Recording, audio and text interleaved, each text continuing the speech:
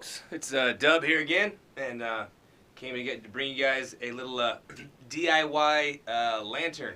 Could be just a little fun task you bring for yourself, just to do kind of on a weekend to have fun with, or it could be more of an emergency style thing. But I wanted to show you guys a really easy one to make. I got it lit here just for demonstration purposes. We'll blow it out for now, and we'll light that back up again later. But all you need is really some pretty basic items. When I made this one, I actually used a drill to make the holes in here and whatnot. But I think for the video, it suffices with just a screwdriver and a hammer here. But we'll need one empty jar and a candle that fits inside. Obviously, that's important. Wash it out. This one had a clear label on it that I peeled off, and it still has like some sticky kind of residue to it there. That helps as far as when you're putting on the tin foil and having it actually stick to the jar itself, so you don't got to do anything about that. So anyways, first step we'll do, I guess, will be we'll poke some holes here into our salsa container lid. Pop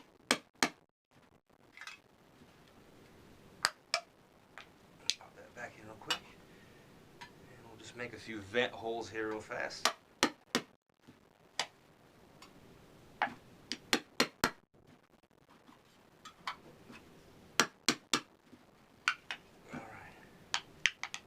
Tweaking the lid a little bit, so I'm going to go from this side here.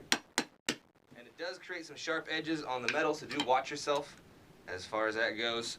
But again, this isn't something that we're going to be necessarily going out and camping with on all the holidays. It's just something that you could, like I say, make for around the house or something real quick. You can even use it for outside if you wanted to. Okay. So for demo purposes, we'll just say that's enough of the holes there for now. So I've got some holes poked in it. Again, you'll see on the larger one here, I took out this whole centerpiece. I think that's kind of important, which is why I was kind of poking these holes in here to get that removed so it can breathe, because the candle's down in here. It needs oxygen to cycle through. So we'll poke some holes in there. You take your wire. We'll get this a little bit ready here once we get the tin foil on. And in fact, I'm just going to use this right now to pop in a little side hole for us. Being big, just that'll do right there. And we'll tweak that back like that. And one more over here on this side. There we are. And that'll be what we can put our lid through. Sorry, that's what we put our wire through for the lid. Make sure we still got a little locking on there. Alright, there we go. So then we can take our tin foil, and on mine I've got some stickum here and some stickum here, so I got kind of a natural window on both sides that I'll utilize, and this one's a little bit larger, so we'll go with that one. And I'm going to want to take that tin foil and line it up right there, bring that back around on that side, we'll make a little crease. Then you're just going to kind of fold that up and under a little bit to create a little bit of a base and somewhat of a heat barrier. And you can kind of make your own little window here, however you want it to go. But again, like I said with mine, because I already had that stickum on there, the tin foil just conforms right to it. It's a pretty easy deal.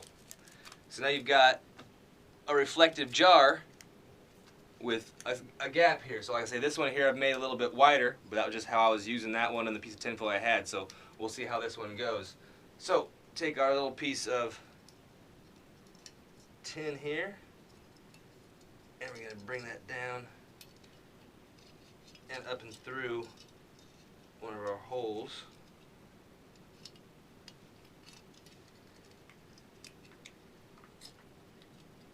Alright. Then bring that up and give her a little wrap around.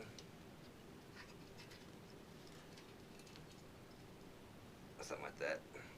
And again, making this quick on the video, so if you want to make your own, you can make it a little bit more pretty, or it doesn't have to be. Again, like I said, this can be something decorative if you want it to be, as far as a candle holder, or this can be more of a quick DIY. Power went out, I had a little salsa left in the jar, so I went ahead and just made this because I didn't want to go out in the rain or something out to the shop and go grab my other lantern, and it shouldn't be a big deal. It should be a quick thing, small storm. So there we go. Now we've got our lid with our breathable holes. We've got a little metal handle that takes it far enough away that if we're carrying that around, it doesn't hurt us. Drop our candle right in just like that. And you can find where the lid fits best with the handle. And there it is. So we can go ahead and light that up. And what happens is, leave the top off at first, because as you can see, obviously the wick is really close to it right now, and the candle also moves around. So at first you're going to want to go ahead and light that and just leave it as is, and as the wax melts down into here, it'll settle with the candle, and it'll actually kind of make it firm. Just like this one here is the same thing, and the wax comes all the way down to the edge now, but it was the exact same size candle as this one used to be. So once you got that going, it's melted down a little bit. I've used this one a ton of times. I don't know how many times I've used it. You can see it's getting black and kind of dark up in there and whatnot from me having used it quite a bit. Just at nighttime and hanging out and that kind of thing. It's nice to have a little bit of light to walk to the bathroom, whatever. But again, like I said, it could be a camp one. It's glass, so you do want to be a little bit careful about that. But this one's been pretty durable for me, and they're pretty easy to use. And because you've got this to where it has the tinfoil behind, it throws a lot of light out front and not so much up back at you, which is kind of something I've noticed before with lanterns. Is kind of a pain, is that they throw the light back in your face, so you don't really see as well as you could with the light that's being utilized.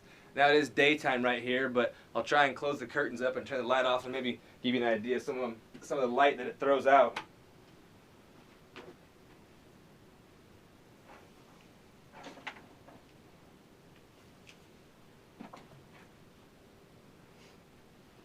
All right, there we go. So we're not in total darkness, but as far as having some lantern lights to see what you're doing, again, it's only a single candle as far as that goes, but compared to nothing at all, it does quite a bit there as far as casting a little bit of light out and glowing for you. Again, like I say, it doesn't have too much light coming back at it. I do have a little spot back here so you can kind of just watch the candle itself, but there we go. So, anywho, folks, there it is, a little DIY lantern.